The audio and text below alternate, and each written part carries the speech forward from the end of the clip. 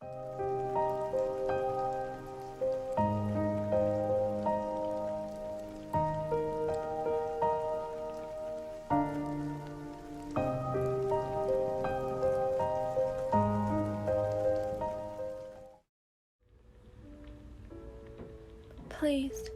Your voice trailed off, quivering at the very end. What was that? One of your bullies sneered. He looked down at you, trying to meet your eyes. You averted your gaze and turned to the side. He spat and stood straight again. That's what I thought. He shoved his hands in his pockets and began walking away. The girl walked past you, cackling.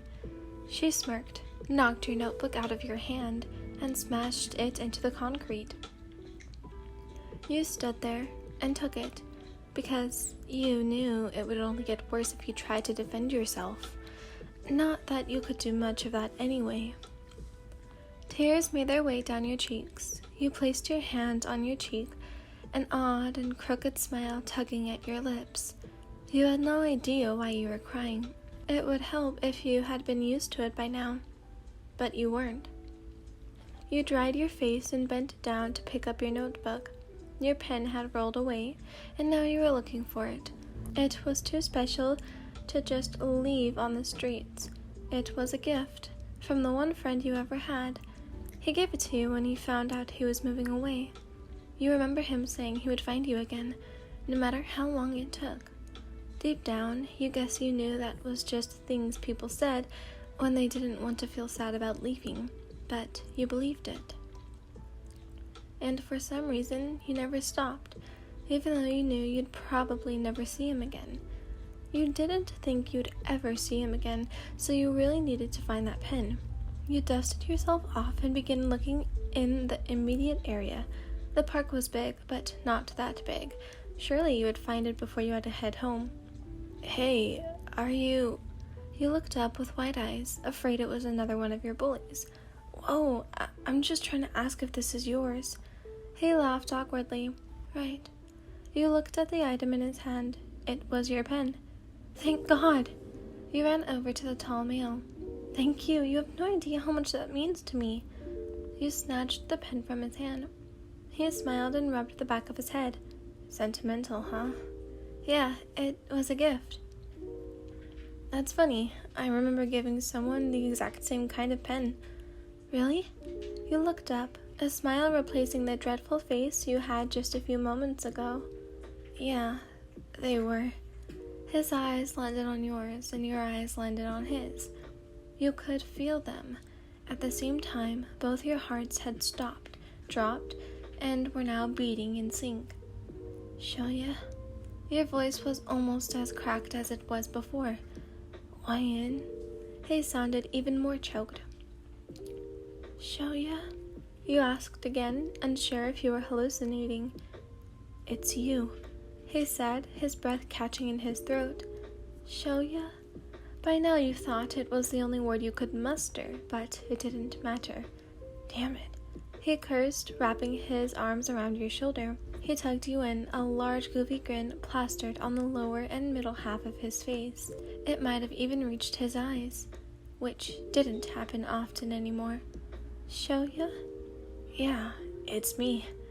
He breathed in your scent from the crook of your neck. You were still in shock. How long had it been? Like 7 to 8 years? You asshole. Another set of tears came pouring down your face. I said I'd come back, didn't I? Yeah, but you... You pulled away, trying to meet his eyes. You noticed they weren't as happy as they used to be. They were somewhat tired, and deep down, you felt a little uneasy feeling settle in the pit of your stomach. He had really come back. But why? Shoya. You backed away from him. Why are you here? Didn't you just hear me? He chuckled. Because I said I'd come back. I know, but seriously. You pushed him playfully. I'm serious, he stated, an expression of something much more than you could have understood appearing across his features. I'm here because I promised you I'd come back. He was holding something back. He had been your best friend once upon a time, but just because you weren't close anymore didn't stop you from remembering his everything. Shoya, you stated, your eyes resting into an "I'm not stupid" face. He sighed, shook his head, and said, I don't feel like talking about it right now. Can we please just catch up? Fine. You agreed, but knew that regardless of what he said, you'd find a way to get it out of him. A week went by. You were hanging out with Shoya. He had moved back into the old apartment he used to live in.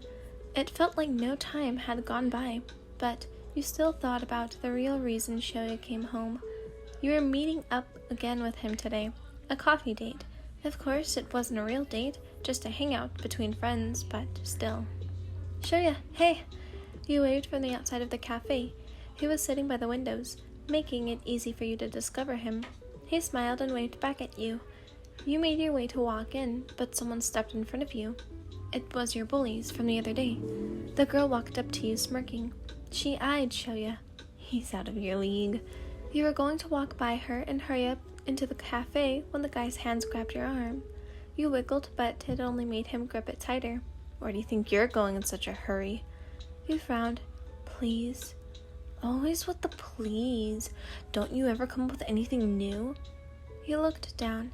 You couldn't meet their gazes, neither Shoya's, who no doubt saw this and thought you looked pathetic. The girl lifted her arm and slapped you right across the face. It stung, and no doubt was going to leave a mark. She lifted her hand. You prepared for another smack, but it never came.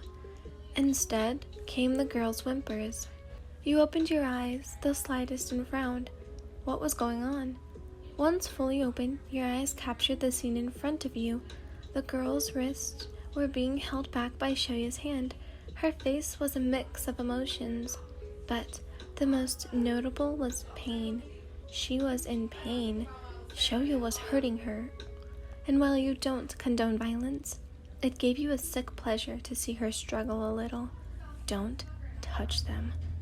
His statement was cold and hard, but mostly protective. Your heart danced in your stomach at the thought, although you know it shouldn't be. Hey man, we were just playing around, the guy started to say, but Shoya cut him off. He slowly placed a hand on the one that was gripping your arm. The guy let go slowly, his smile faltering. Come on, let's get out of here, the girl said, turning around and sprinting in some direction. The guy followed, right behind her. Shoya turned on you. What was that all about? You looked down, still in shock, but also too embarrassed to look him in the eye when you told him what you've been going through. This is a regular occurrence? He shouted. You winced and he backed down. I'm sorry, he whispered, then looked away. He hesitated at first, but then said, There was this girl. She was deaf. He sucked in a breath, as if it was more painful to talk about than getting hit by a car. I did some things I'm not proud of and will never forgive myself for them. He turned away even more, as if it was he who could not look you in the eyes. I hurt her in a lot of ways. That was back in grade school. I recently saw her a few months ago. She seemed to be doing all right, and I tried to talk to her. We became friends, sort of, but then He shut his eyes as if recalling the incident. She jumped off a balcony, and I was there, and I couldn't save her. He turned to you right then, looking you in the eyes.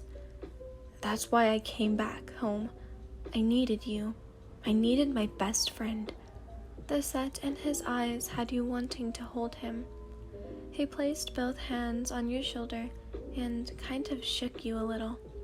That's why, if anything like that ever happens to you again, I need to know that you will tell me about it. Your frown turned into a side smile. Of course, I tell you anything. Thank you. He nodded. It's good to have you back. Feels better to be back. He sighed, then pulled you in for another hug.